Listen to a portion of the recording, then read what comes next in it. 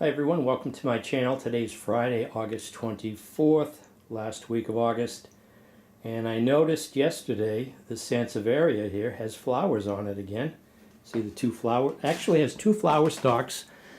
There's one there in the front, and then in the background there's a smaller one off of a little offshoot. I almost was thinking of getting rid of this. It's a little unwieldy, but I just tuck it in a corner, forget about it, and have some leaves that are drooping over. But yeah, I was just looking, the history of this. It flowered in February of 2015. I think there was another one in between then and now. I don't know if I mentioned it in another video, or I just never got around to videotaping it or documenting it. But yeah, this plant here, since I put it in this pot, it's really got all these offshoots on it. It could be split into a bunch of individual plants, probably, I don't know, it looks like maybe 6, 7 plants that I could divide this. But, you know, again, it doesn't require any care. I forget about it, it dries out. That might actually be the trick to getting this to flower, is to forget about it and don't pamper it and let it dry out in between waterings. But yeah, I'm curious that it bloomed in February in 2015, and now it's blooming here in August. And now that I'm thinking about it, I'm wondering, because this thing is so fragrant, I wonder if the hummingbirds, which are still around, would find this attractive.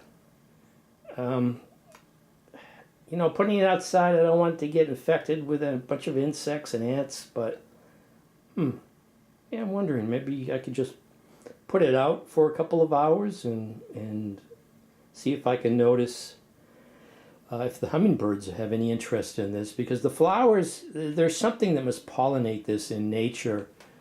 And then when the sun was just right, it's not obvious right, I don't know if you can see it, it does have that sticky residue. I was thinking the flowers, but I wonder if the hummingbirds find that attractive. You know, I've seen the hummingbirds hovering around one of the cages that I have set up around the blueberries, and I was thinking, gee, I wonder if hummingbirds actually can take their beak and stick it into a blueberry, because blueberry has, you know, has some sugars into it, in it. And I never thought about that. I know they eat insects, not just nectar. So I was wondering if that's something that they do out in the wild, is be able to feed off of a blueberry by sticking their beak, which is like a hypodermic needle. But yeah, this is the Sansevieria mother-in-law tongue, snake plant, I think.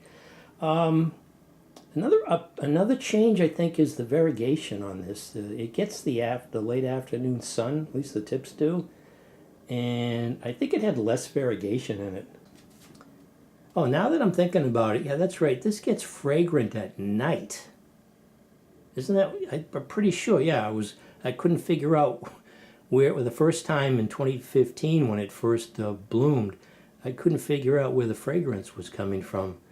And it was at night. They close up during the day and they open up at night. So I haven't noticed the scent in the house. So I guess it's not at that stage yet. But it does have all that dew, that sticky residue, which I would think is for attracting some type of pollinator to the plant.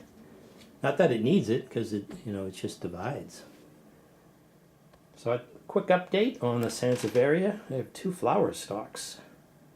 Thanks for watching.